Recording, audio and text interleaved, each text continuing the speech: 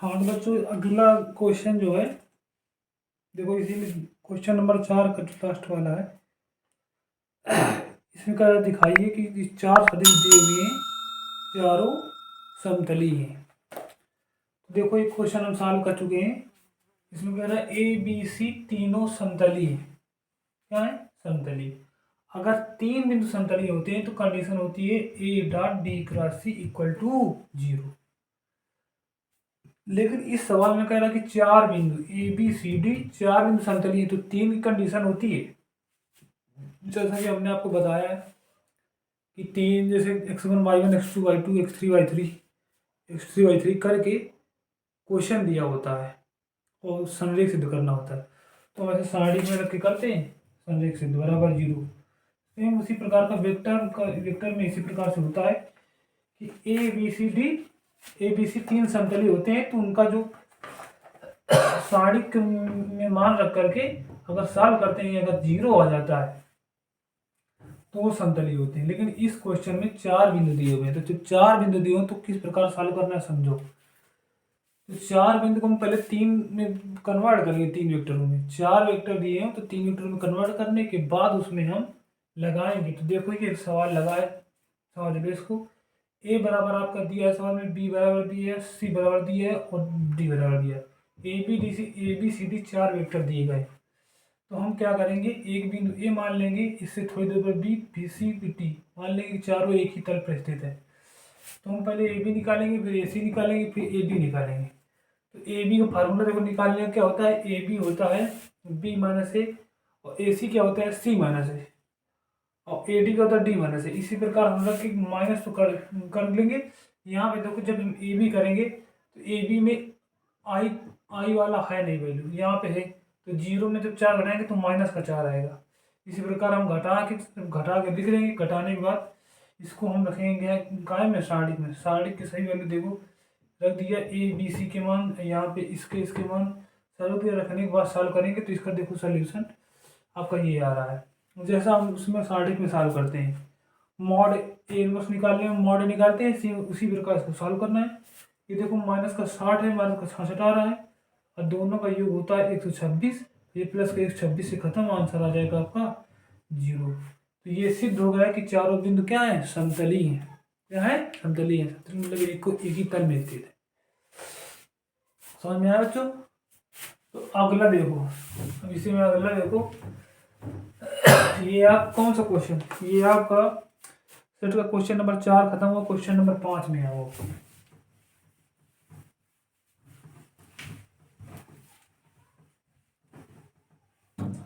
Question number 5 देखो। Question number 5 को पहला क्या दिया है, इसमें ध्यान से देखो। ये भी आरबीयू का सवाल है, बहुत बड़ा क्वेश्चन है बच्चों। तो आप इसको अपने यहाँ से सॉल्व कर लेना, देखो हम बता देना, अगर आप कहेंगे तो फिर इसको हम सॉल्व कर देंगे। 4 2 1 ये ए दिया है और हमको ज्ञात करना है ए क्यूब माइनस का 23a, इसके बाद माइनस 40 इक्वल टू 0 प्रूव करना है। 40i सॉरी इक्वल टू 0, ये हमको प्रूव करना है। ए दिया है तो इसी के साथ हम ए क्यूब निकालेंगे। इसी साथ ए क्यूब निकालो, ए का मान दिया है यहाँ पे, देखो आई का मान 2 + 2, ये 3 × 3 वाला है।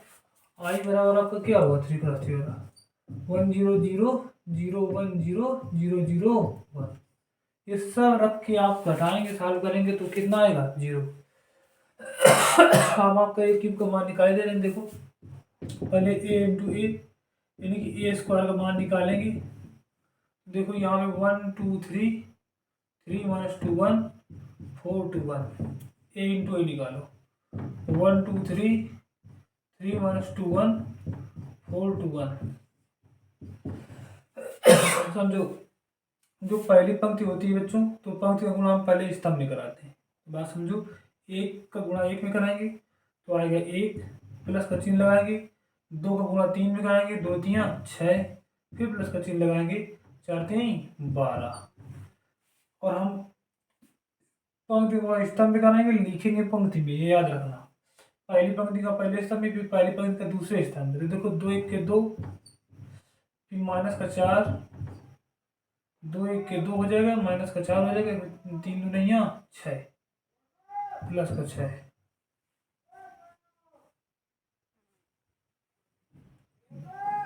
ये 2 है, ठीक है। अब आगे देखो बच्चों, ये वाली पंक्ति का अगले स्टेप में 3 1 के 3, 2 1 के 2, 3 1 के 3,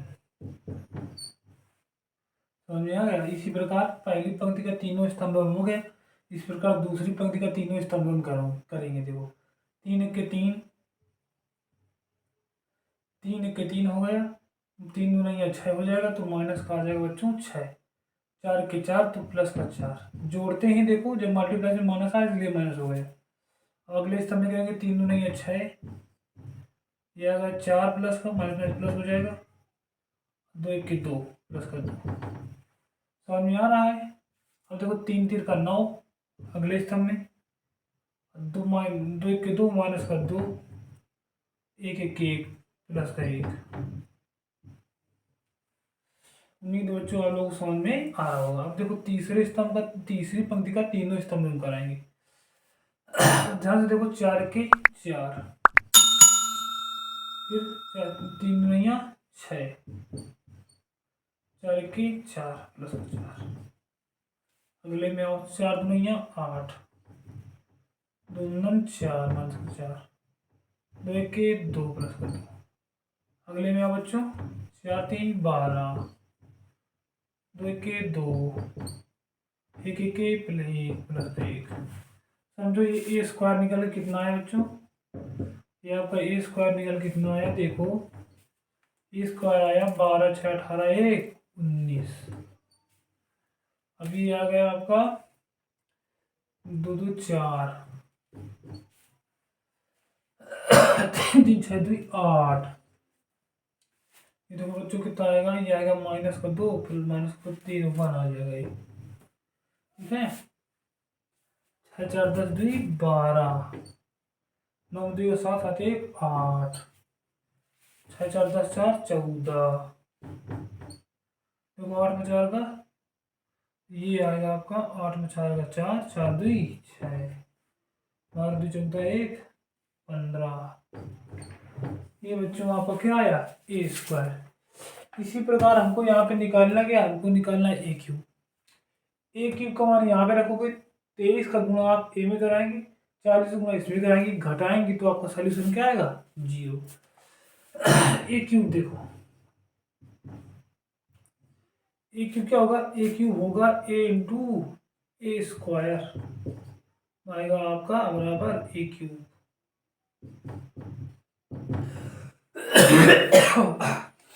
समझ में आ रहा है। अब a क्यूब कैसे करेंगे, देखो a into a cube, a into a square a cube हो जाएगा, a का मान 1 2 3, इसका 3 माइनस का 2 1 4 2 1।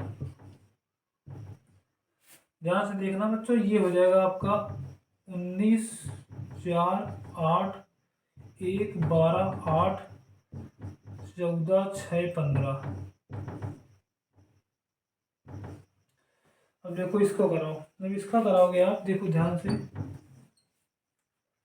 हमने क्या बताया, पहली पंक्ति का पहले स्तंभ में, फिर दूसरे स्तंभ में, तीसरे स्तंभ में, और ऐड करके हम उसको पंक्ति में लिखेंगे। तो पहला देखो 19 1 के 19 प्लस का चिन्ह लगाएंगे, 19 1 के 19, 2 1 के 2 प्लस का 2, 14 3 42 प्लस का 42 हो गया। अब अगले स्तंभ में 4 1 के 4, 12 3 गुना 24 प्लस का 24, देखा 6 3 का 18 प्लस का 18। अब देखो अगला स्टेप क्या, अगला क्या आएगा होगा बेटा, 4 1 8 1 के 8, 8 1 के 8, 8 2 16, इसके बाद 8 1 के 8, 8 2 16, 15 3 45। आगे इसी प्रकार बच्चों आपको सॉल्व करना है। क्वेश्चन थोड़ा सा बड़ा है, ना समझ में आए तो फिर कमेंट में आप लोग करें तो बता देंगे। देखो ये क्यूब का मान पहला है, देखो एलिमेंट कितना आया, 19 2 21 और 21 में 42 जोड़ो कितना आएगा, 21 में 42 जोड़ोगे तो जाएगा 3 63 आएगा। पहला एलिमेंट कितना है 63, कितना आया ये आ गया 63। बात समझो, इसका आएगा 63 पहला एलिमेंट।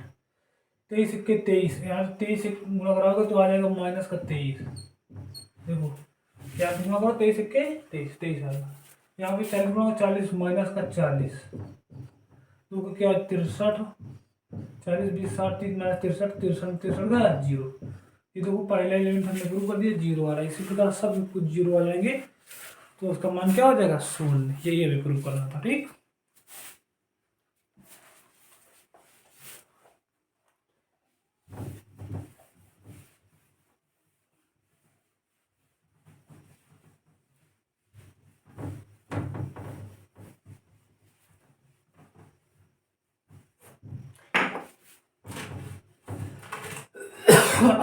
बच्चों अगला देखो, अगला क्या है, अगला आपका है इसमें यदि R1 कह रहा है, यदि R1 तथा R2 दो तुल्यता संबंध हो तो समुच्चय A में है तो सिद्ध कीजिए कि एक R1 इंटरसेक्शन R2, ये कह रहा R1 व R2 तुल्यता संबंध हो। तुल्यता संबंध क्या होता है पहले समझो। तुल्यता संबंध मैंने आपको बताया था जो तीनों कंडीशन को फॉलो करे। कौन कौन, सतुल्य सममित संक्रामक, तीनों अगर फॉलो करे तो वो होता है तुल्यता संबंध। इसमें कह रहा R1 R2 तुल्यता संबंध हो, सिद्ध कीजिए R1 इंटरसेक्शन R2 भी क्या होगा, तुल्यता संबंध होगा। अच्छा, R1 R2 दिया है तुल्यता संबंध, तो R1 देखो A कामा M यानी कोई निर्माण मान लो बिलोंग्स टू R1, जो खुद का खुद से संबंध होता है वो होता है स्वतुल्य होता है। क्या होता है, स्वतुल्य। R1 क्या है, स्वतुल्य है। यहाँ पे समझो, खुद का कोई संबंध है।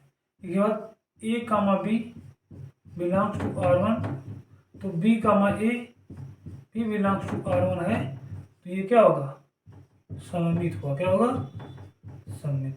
बात समझो, A का B से संबंध है, वही का B का A से, तो वो होता है सममित। R1 में बिलोंग्स टू, अब A comma B belongs to R1, इस प्रकार B comma C belongs to R1, इसी प्रकार A comma C belongs to R1 यदि है तो होता है संक्रामक। होता है संक्रामक। और जो तीनों कंडीशन फॉलो करे वो होता है तुल्यता संबंध। देखो यहाँ हमने मान लिया A comma A belongs to R1 स्वतुल्य हो गया, A B belongs to R1 है तो B comma A belongs to R1 तो सममित हो गया। A comma B belongs to R1 है, B comma C belongs to R1 तो A comma C belongs to R1 हो तो हो जाएगा संक्रामक। इसी प्रकार A comma A belongs to R2, A comma B belongs to R2, तो B कामा A भी बिलोंग्स टू R2 होना चाहिए।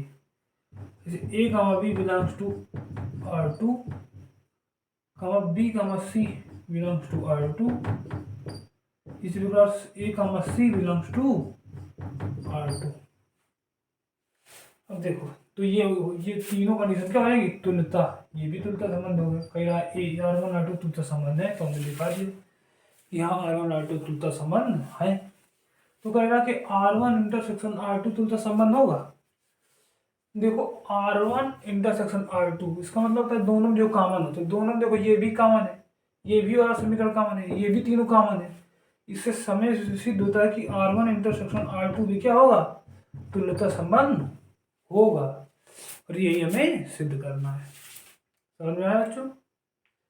हमारे कहने का तात्पर्य ये है कि R1 और R2 तुल्यता संबंध है। तुल्यता संबंध होंगे तो वो स्वतुल्य भी होगा, सममित भी होगा, संक्रामक भी होगा। R1 भी है, R2 भी, तो स्वतुल्य, सममित, संक्रामक। अब कह रहा है R1 इंटरसेक्शन तुल्यता संबंध सिद्ध करना है, तो देखो R1 इंटरसेक्शन R2 मतलब जो दोनों में कॉमन, ये देखो दोनों में कॉमन, ये भी कॉमन, ये भी कॉमन। जब तीनों कॉमन है, जो कॉमन है तो इसका मतलब अगर ये कॉमन आ गया R1 इंटरसेक्शन में आ गया A कमा A, इसका मतलब ये हो जाएगा स्वतुल्य। A कमा B, B कमा A, B कॉमन हो गया तो ये हो जाएगा सममित। A कमा B, B कमा C, A कमा C, B कॉमन हो जाएगा तो इसका मतलब सममित। तो इसका मतलब ये भी तुल्यता संबंध है, यही हमें सिद्ध करना था। ठीक है बच्चों, समझ में आ रहा हो कि नहीं कुछ? ठीक है, अब एक पांचवा का देखा, आप लोग हमारी बात ध्यान सुनो। ठीक है, समय ज़्यादा, परीक्षा लगभग आपका 1.5-2 महीना है, तो आप लोग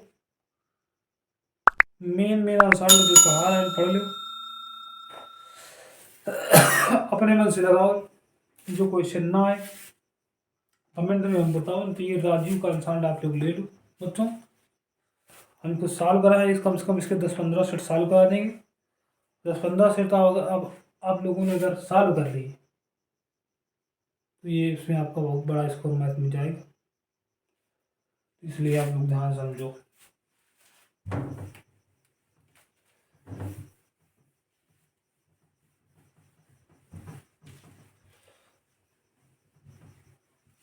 अगला देखो,